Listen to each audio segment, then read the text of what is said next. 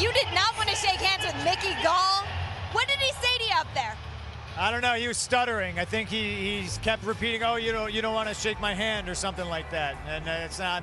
I'm not here to shake anybody's hand. I'm here to punch people in the face. You get to punch people in the What's face going on, good tomorrow people? night? This is the common man, Nate Lewis, back with a brand new comment take on UFC 203. The wait is finally over. It is time. Here is now. Any other metaphor you want to use.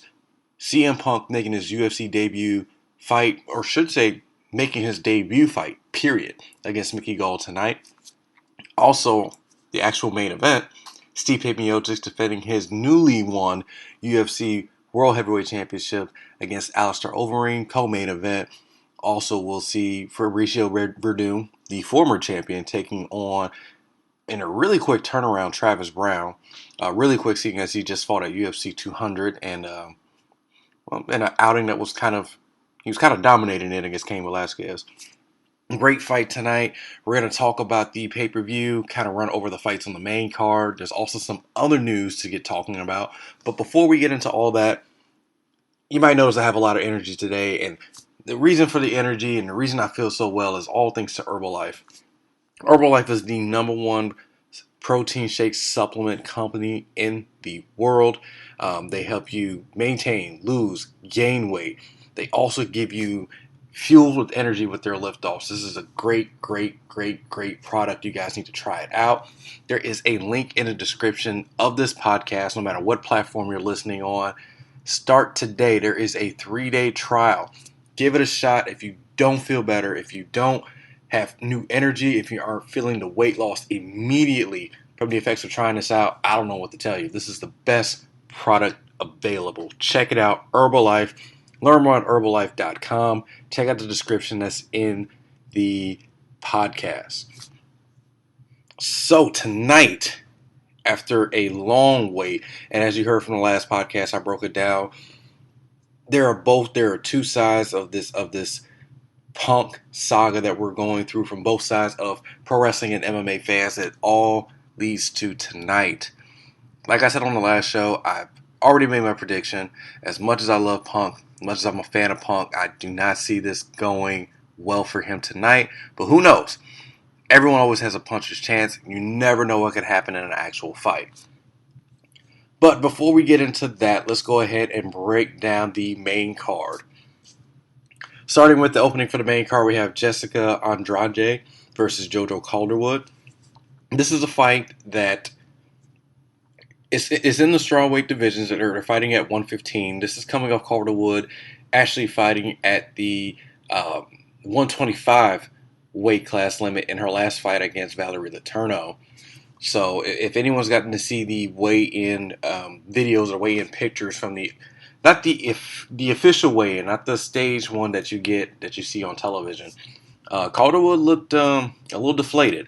I know it's no secret that 115 is kind of a hard cut for her, and there's been a lot of rumors that the flyweight division at 125 will be introduced in the UFC soon, and Calderwood would definitely be a candidate for that division. That said, she will come in obviously as the bigger fighter. If I had to, I'm going to go ahead and just make predictions up and down this card. I still see Jessica Andrade. I still will take her to win this fight. I think it does go to a decision. I think it'll be a fast-paced, high-scoring affair for all you DraftKings people out there, or whatever daily fantasy sports that you use. I still will take Jessica to win this fight, so that should be a great one to start off the card. Up next, you have Uriah Faber versus Jimmy Rivera. I don't know too much of Jimmy Rivera. I do remember the fight with him and Marcus Brigham from last year. But we are talking about Uriah Faber here. Uriah Faber, he never loses these kind of fights. Title fights, different story. Fights like these, I do not think so. This is a major step up in competition for Rivera. I'm going to go ahead and go with Faber. I'm tending to go with the decision here, but Faber's also, there's a very good chance it can be a blitz, a early submission, an early TKO. Faber takes this one.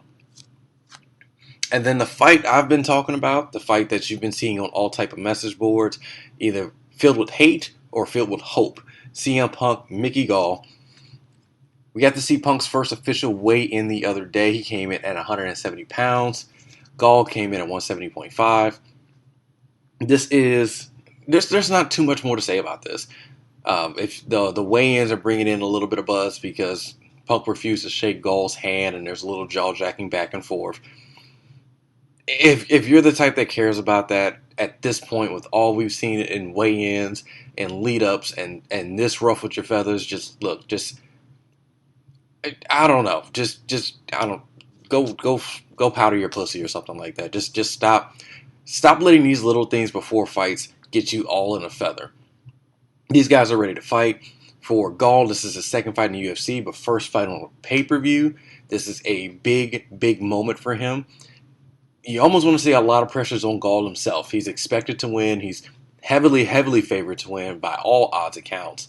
It's on a pay-per-view. He's third from the top. This is a big moment for him. He has to win this fight. Punk, on the other hand, almost 2 years of hype, 2 years of criticism, 2 years of questioning. Now he just got to go out there and fight. He's dealt with some of the hardest part of this, making it through camp, making it through all the naysayers and all that. Now he just has to go out there and fight. I'm going with Gall, as I said before. I would be surprised either way, whether Punk finds a way to get the win or Gall grounds and pounds, TKO, KO, submission. Either way, I do not see this fight going past the first round. That would be the most shocking to me. Not a win by either man, but just the fact that this went to the second round.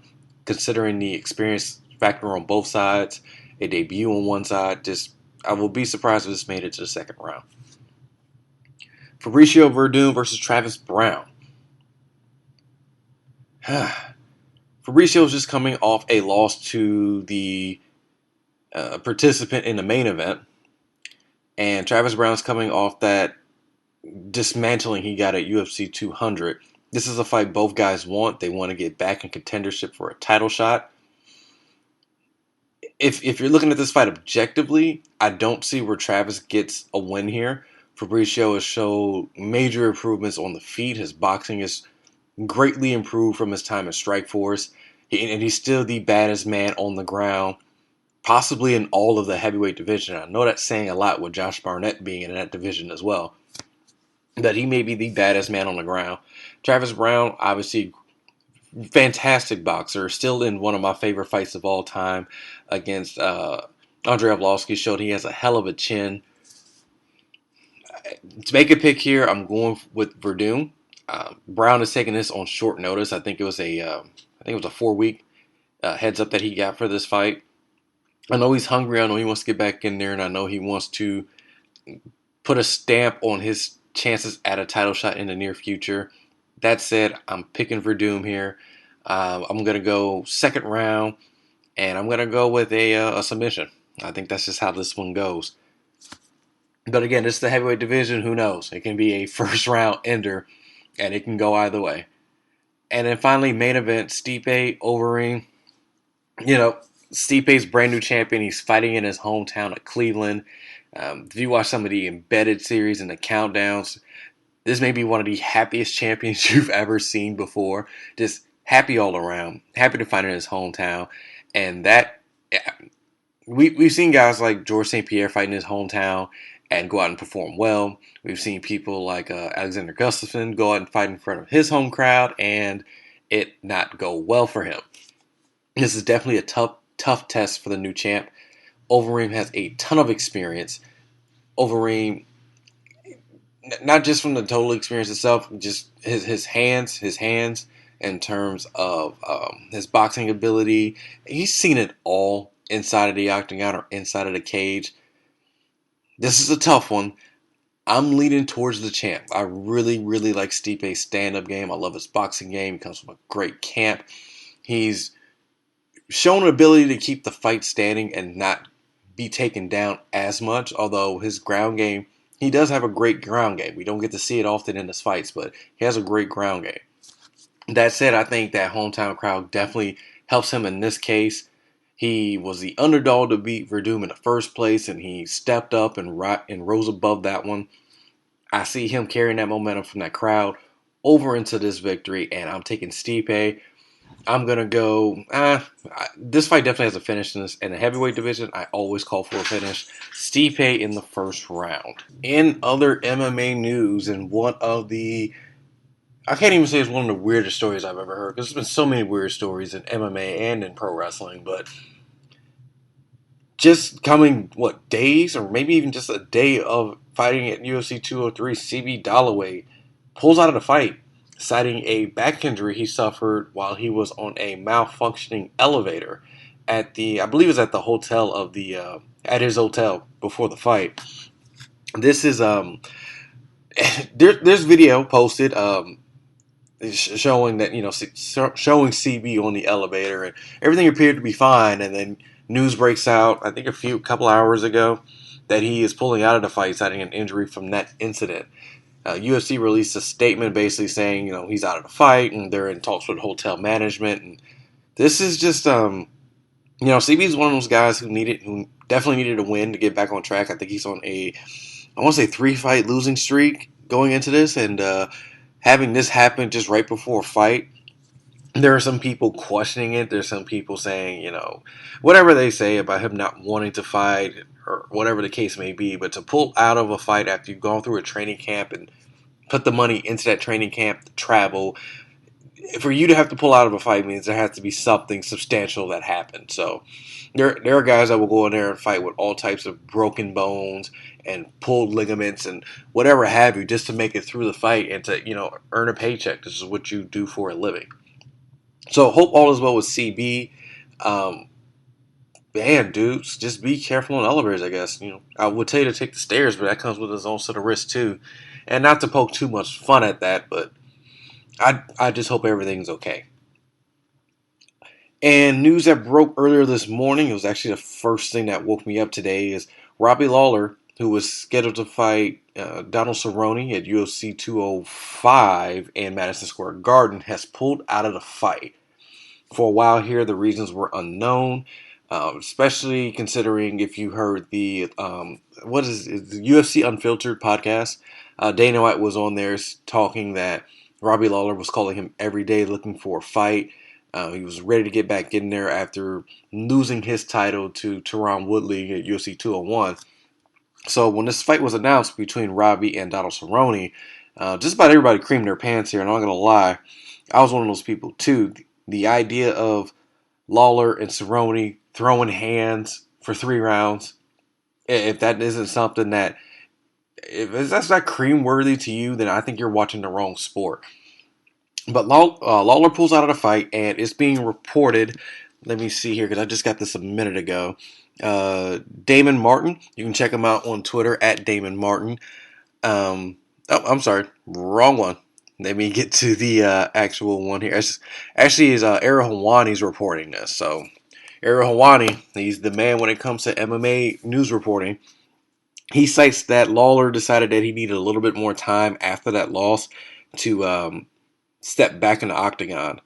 And depending on who you talk to, a lot of fighters and a lot of people that's been in this sport a while, they say once you get knocked out like that, once you suffer a loss like that, it's always best to take time before getting right back in there. And Robbie was probably, hey, you just lost your title. You're not getting a rematch. You want to get back in there and prove you deserve a title shot. And that's the initial reaction after suffering a loss like that. And then maybe, after a couple of days of kind of, thinking about it and getting back in the gym and realize what all that entails, he decided, hey, you know what? Let me take some time. Let me get right. Let me come back, and let me come back in a big way. So as much as I would love to have seen that fight, as much as I would have loved to seen a barn burner, a slobber knocker, as JR would say, if Robbie wants to take time to get his head together, I'm cool with that, and wish him best of luck. Cerrone, in the meantime, is still looking for a fight on that card. I could speculate every person under the sun I would love to see him fight. He brought this up, going back to 155 and challenging Eddie Alvarez. That seems like a fight you could make. Having in New York, I think Cerrone going back to 155, although I don't think it's the best weight class for him. 170 looks great. He says he can make the weight. I never doubt anything Cerrone tells anyone. And I think that's a good fight to make. So we'll see what happens. Cerrone is definitely, he wants to be on that card in Madison Square Garden. I'm pretty sure he will be. We'll just have to wait to see who his opponent is. Now I'm about to switch gears here. There is a pay-per-view. Yes, I know we just talked about UFC 203, but no, there's another pay-per-view, or I don't know if you call them live events or special events now, but we're going to switch over to WWE. Backlash is on tonight, and it is SmackDown's first official brand pay-per-view, and the card they've actually been pushing this for a few weeks, so the card's been set, and we all have a clue what that is. The main event. We'll see Dean Ambrose versus AJ Styles for the WWE World Heavyweight Championship. This match is coming in off of AJ Styles winning impressively at SummerSlam against John Cena, pinning him clean in the ring. And Dean Ambrose has been the champion since the Money in the Bank pay-per-view. Dean Ambrose is a weird case for me. I love Dean Ambrose. One of the first live shows I've seen in a long time was back 2 years ago, seeing him versus Seth Rollins. I like him. Son likes him. Wife likes him. He's definitely an underdog. For him to win the championship was a shock for everyone after they seemed to have pigeonholed him in a certain tier, that kind of upper mid-card, low-tier main event status. He finally wins the championship. They do a roster split. He has the linear title. And for some reason, and it might just be because, Raw is Raw, so that entails what it does. Dean just he hasn't really projected being a world champion. And like I said, AJ Styles is coming in riding high off a win. He is clearly now the best heel on the brand. Maybe the best heel in the company right now. Matches are phenomenal. Dean, on the other hand, his matches lately, they've been good. They haven't been great. I like to see a title switch here. I'd like to see Styles hold the title. There's plenty of faces for him to work with. You have there's other faces on this card he can work with. Whenever John Cena comes back, that's an instant feud you can go to. You can also rematch this for another cycle of months of programming.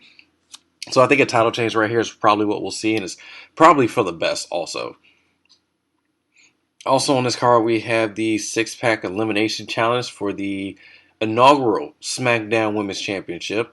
Alexa Bliss versus Becky Lynch versus Carmella versus Naomi versus Natalya versus Nikki Bella, who made her return a couple weeks ago. Now, I'm not sure which direction you go with here, but I made the comment on some other threads and forums that, when this draft first started, SmackDown's the first woman they picked in that draft was Becky Lynch, but it seemed that Raw was going to have the better depth, the better lineup of women's wrestlers. And through injury and, kind of other things that have happened, SmackDown now is the premier brand for women's wrestling at this point. And so this title, although Charlotte has the inaugural title that carried over and took it to Raw, this title to me could signify something really great for this division. So looking at it, Natalya right now is the biggest heel on in this match, and Becky Lynch it's between Becky Lynch and Nikki Bella for being top faces. Nikki's always been a heel that for whatever reason gets a giant reaction from, and I've seen this personally, she gets a giant reaction from the women in the crowd. Like I said, I've seen this live. I've been to a Raw taping not too long ago, and the women they love the Bellas. So even though she can play a gigantic heel, she still gets babyface pops. Becky Lynch obviously was the number one SmackDown pick for the women. She was in the WrestleMania match, the big triple threat match. She's established as the top babyface. Natalya, like I said, would probably be the top heel. So if you look at it this way, it should come down between Becky Lynch, Natalya, and Nikki Bella. I'd really hate for them to put the title on Nikki, but she does have a ready-made feud with Carmella, who is also in this match, and there can always be some interaction in between there or set something up going down the road. Honestly, I think the smart money would be on Becky. Have her win the title, have Charlotte on the other brand with her title, and you can just build that division around Becky Lynch and go from there. Also, we have the Usos, Jimmy and Jay versus the Hype Bros. This is part of that tag team tournament. Look, I'm not a Mojo fan. You've heard other shows I've done. I'm not the biggest fan of him. Probably a really great guy, just the character annoys the hell out of me. So Usos hopefully win this one and continue on in this tournament and make it to the finals, which I was really looking forward to what this final matchup could have possibly been, and we'll get into that now. The other match in this tag team tournament, the other semifinal match, is Heath Slater and Rhino versus, and if you look on the website, there is no team listed because American Alpha's out. Chad Gable suffered an injury and will be off TV for a while, which is really disappointing. I was looking forward to an Usos versus American Alpha match. I think that's something that could have tore the house down if it had enough time. And it really could have stole the show. But we'll wait to see what they do. Maybe Heath and Rhino get a bye. I mean, right now it was listed that they will have an opponent. We'll just have to wait and see. But that kind of throws a monkey wrench in this whole thing. So I don't know at this point now if... I mean, you can go ahead and put the titles on the Usos. That's fine. They've been champs before. They're heavily over with the crowd, even though they had a little bit of period of being booed when they were teaming with Roman Reigns. I think giving them the title is, it's a safe bet and it's something that definitely could work until you figure out where you want the title picture to shape up. Obviously, the interest there is in Heath Slater himself, who's unbelievably has gotten himself over here in the last couple of weeks. Although not being drafted to either show, he still gets one of the biggest reactions from the crowd every week. The tag team of him and Rhino, they had that skit the other week. I found it to be incredibly funny. Kind of going off the redneck country double wide stereotype with Heath Slater. It worked out well, and Rhino being his silent heavy. There's interesting things they can do with that team. I don't think it's something you can build your new tag team division around, but it's WWE, so you never know. Randy Orton versus Bray Wyatt. This is just a singles match straight up. I expect it to be a good match. Both guys can work. Both guys can go. Not sure where you go exactly in terms of a finish with this. In my opinion, you almost have to have Randy win this one to possibly set up a rematch between him and Brock down the road. Although you never know what plans they have for Brock. And if that's not the plan to match Orton up with Brock anytime soon, then, I mean, this can go either way and you can go with Bray. I think at the end of the day, I think Orton is probably gets the nod here. That's also someone else that can be set up down the road for AJ Styles to defend the title against. So I see Orton winning this one, but we'll see. And then finally for the Intercontinental title, we have Miz versus Dolph Ziggler. Miz has got quite a bit of buzz around him lately with the Talking Smack segment and Daniel Bryan. Dolph's just coming off of his world title shot that he had at SummerSlam. Lost a little bit of momentum, but these two work really, really well together. They're both from Cleveland. They're pretty good friends. I think some of the best matches Miz has had recently has been with Dolph, so I think this will be a good match. Miz and Maurice, they work really well together, so I don't see that act having the Intercontinental title with that act does well for both of them, and especially for the Miz. So I see no reason to take the title off of him here. I think he gets the win. And got to figure out what you want to do with Dolph here. He's either you need to tweak his character a little bit to have it easier for the fans to take him seriously in the main event, or you're basically saying he's at a level below the Miz. But something's got to be done. He seems to be this guy that they use as a pinball, and hopefully the people listening to this aren't too young and they're not sure what pinball is, but Dolph gets bounced around so often, and that's part of the reason why I think the program with him and Dean didn't work out as well as it should have, because Dolph is always bouncing around. So I see Miz winning this. I see Miz winning the match and retaining the title, but I don't know what this means for Dolph going forward. So that's what we got for the next couple of days. I will be back probably tomorrow, but most likely I'll probably wait till after the pay-per-view. We'll kind of recap everything from UFC 203. We'll recap everything from Backlash. So until then, guys, enjoy the weekend. There's a ton of stuff lined up. Football is also back this week. Yeah, football's back on Sunday. So if you're one of those type of people who gets the weekends off, not like I do, but if you're one of those people that get the weekends off, there's plenty for you to do. Grab you a beer, have you some pizza, popcorn, sit back and enjoy all that this weekend has to offer. So again, thank you again so much for listening, whether you're listening on iTunes, SoundCloud, YouTube, Podomatic. There's so many ways to listen to the show. I want to thank you for supporting it. As always, you can go to thecommonmanpodcast.com for the latest details. I put up a article on CM Punk, kind of piggybacking off the last show I did. It's a really good read. Check it out. Also, all the links for anything as far as our Facebook page, Twitter, they're all up on the site. So check it out. Thecommonmanpodcast.com. Let me try that again when I was stuttering. Thecommonmanpodcast.com. Check it out. Thank you so much for listening. Peace and chicken grease.